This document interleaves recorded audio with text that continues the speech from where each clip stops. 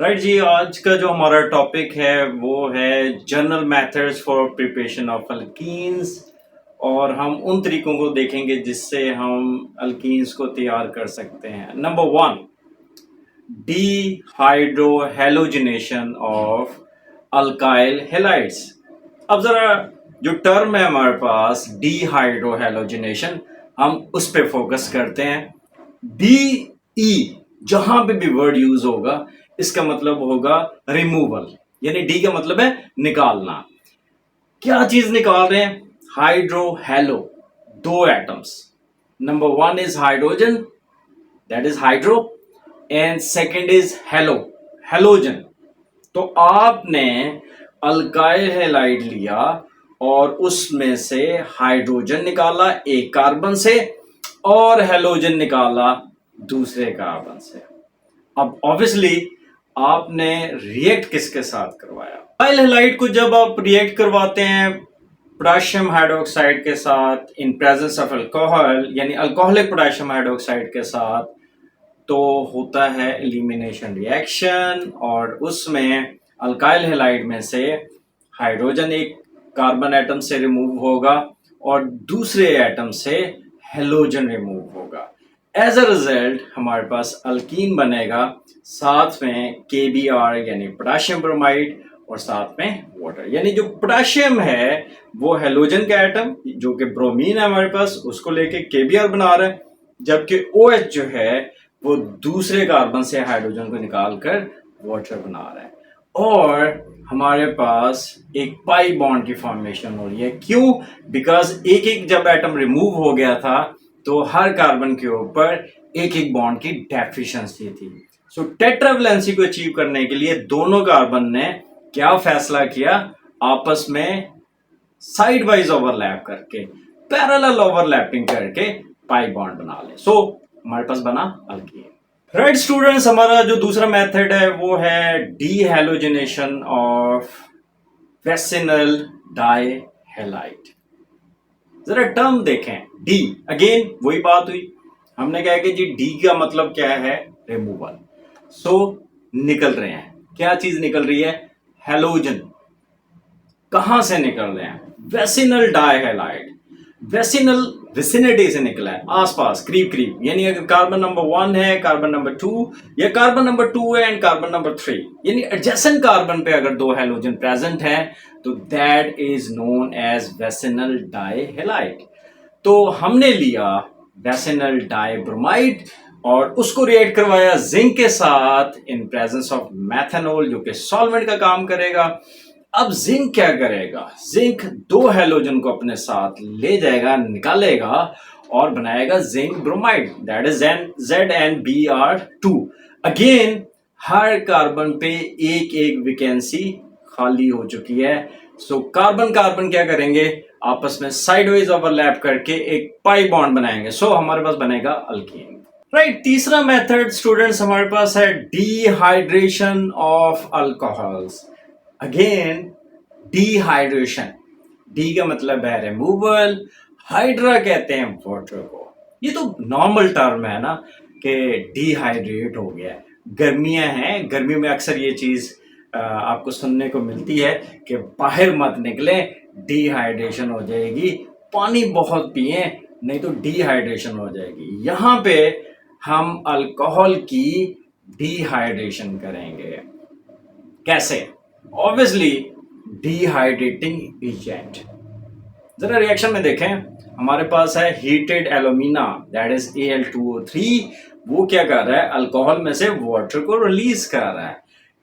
एक कार्बन से hydroxyl OH group, दूसरे कार्बन से हाइड्रोजन, तो ये निकला वाटर। अब हर कार्बन के ऊपर टेट्रावैलेंसी को जस्टिफाई करने के लिए कार्बन कार्बन आपस में पाई बॉन्ड बनाएंगे। सो अल्कीन हमारे पास बनेगा। इसके अलावा भी हमारे पास P4O10 है, कंसंट्रेटेड सल्फ्यूरिक एसिड है, फास्फोरिक एसिड है। ये डिहाइड्रेटिंग एजेंट के तौर पे इस्तेमाल हो सकते हैं। अल्कोहल्स कैसे डिहाइड्रेट होते हैं? By concentrated sulphuric acid. लेकिन उससे पहले हम डिहाइड्रेशन का ईज ऑफ डिहाइड्रेशन देखेंगे by primary alcohols, secondary alcohols and tertiary alcohols. Dehydration का अगर आप ईज ऑफ ऑर्डर चेक करना चाहें तो टर्शियरी अल्कोहल्स जो हैं वो जल्दी डिहाइड्रेट होते हैं या इजीली डिहाइड्रेट होते हैं as compare to secondary, and secondary बेहतर तौर पे डिहाइड्रेट हो सकते हैं, इजीली डिहाइड्रेट हो सकते हैं as compare to primary alcohols.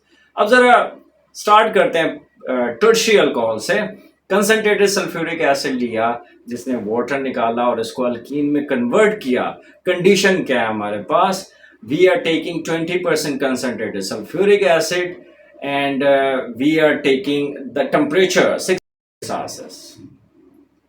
दूसरी तरफ सेकेंडरी अल्कोहल को जब हम डिहाइड्रेट करने लगे तो कंसंट्रेटेड सल्फ्यूरिक एसिड यूज हुआ, लेकिन आप जरा इसकी कंडीशन देखें कि हमने कंसंट्रेशन बढ़ा दी, दैट इज 60%, और टेम्परेचर हमने कर दिया 100 डिग्री सेल्सियस, तो ये डिहाइड्रेट हुआ।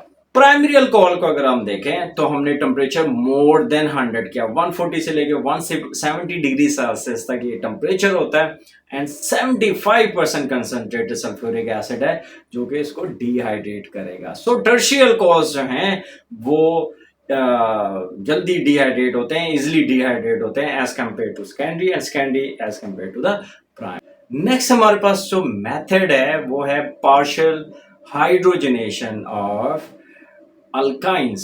अल्काइंस क्या होते हैं? कार्बन कार्बन ट्रिपल बॉन्ड रखने वाले हाइड्रोकार्बन्स अल्काइंस कहलाते हैं। पार्शियल हाइड्रोजनेट करना है हमने। देखें, नॉर्मल जो हाइड्रेशन अगर होती है तो अल्काइन से अल्कीन बनता और अल्कीन से अल्केन बन जाता। हमने इस प्रोसेस को बीच में रोकना है, अल्कीन लेने हैं, तो हम इसको फुली हाइड्रोजनेट नहीं करने दे सकते, हम इसको बीच में रोकेंगे, and that is called partial hydrogenation. अब पार्शियल हाइड्रोजनेशन के दो तरीके हैं। नंबर 1, अगर आपको चाहिए सिस अल्कीन तो फिर हम अल्काइंस के साथ यूज करेंगे palladium catalyst, that is supported over barium sulphate, और इसकी एक्टिविटी को पॉइजन किया जाएगा यानी कम किया जाएगा बाय किनोलिन। सो इसको as a whole palladium supported over barium sulphate poison by the quinoline, that is known as Lindlar's catalyst. इसमें हमें सिस अल्कीन बनती है। अगर आप स्ट्रक्चर देखें अल्कीन का तो हम ये कहते हैं कि हाइड्रोजन जो है वो बॉटम एटम्स हैं और दोनों मिथाइल ग्रुप जो हैं वो अप एटम्स हैं। सो सिमिलर एटम्स जो हैं they are close to each other, ये हमने प्रीवियस लेक्चर्स के अंदर देखा था। सो हमारे पास जो रिजल्टेंट अल्कीन आया दैट इज सिस, हमारे पास जो रिजल्टेंट अल्कीन आया वो सिस अल्कीन आया। If we want to get trans alkene, हमने ये चीज चेंज कर देनी है, sodium that is present in liquid ammonia, और इस रिएक्शन को चिलिंग इफेक्ट जो है वो प्रोवाइड करेंगे -33 डिग्री सेल्सियस, ताकि अल्काइंस की हाइड्रोजनेशन को अल्कीन्स तक रोका जाए, चिल किया जाए, स्टॉप किया जाए।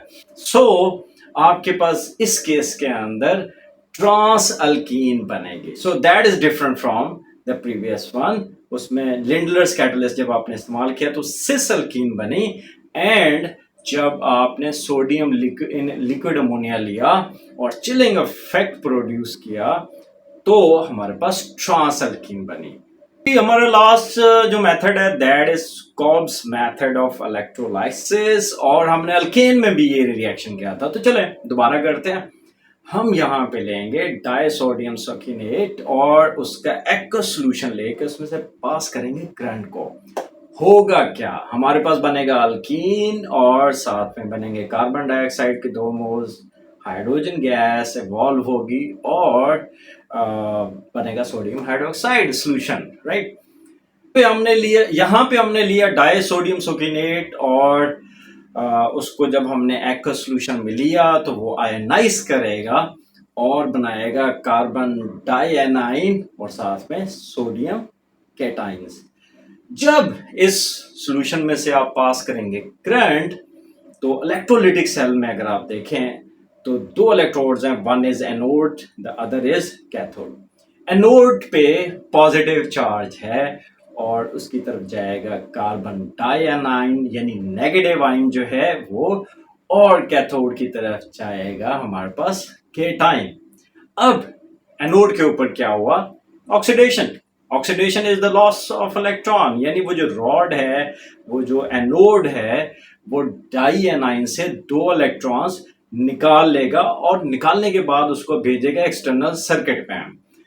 अब यहाँ पे हमारे पास बना डाई रेडिकल, यानी 2 जब इलेक्ट्रॉन्स निकले तो हमारे पास 2 अनपेड इलेक्ट्रॉन्स रह गए ऑक्सीजन के ऊपर। सो हमारे पास बना डाई रेडिकल जो अपने आप को स्टेबलाइज करेगा, और स्टेबलाइज करने के लिए जो डाई रेडिकल का अनपेड इलेक्ट्रॉन है वो कार्बोनाइल कार्बन के साथ शेयर होगा, और कार्बोनाइल कार्बन जो दूसरे कार्बन के साथ इलेक्ट्रॉन शेयर कर रहा है वो भी ऑक्सीजन के साथ शेयर करेगा। As a result carbon dioxide का मॉलिक्यूल बन जाएगा, और दूसरा भी सेम, ऑक्सीजन सेम यही प्रोसीजर करेगा।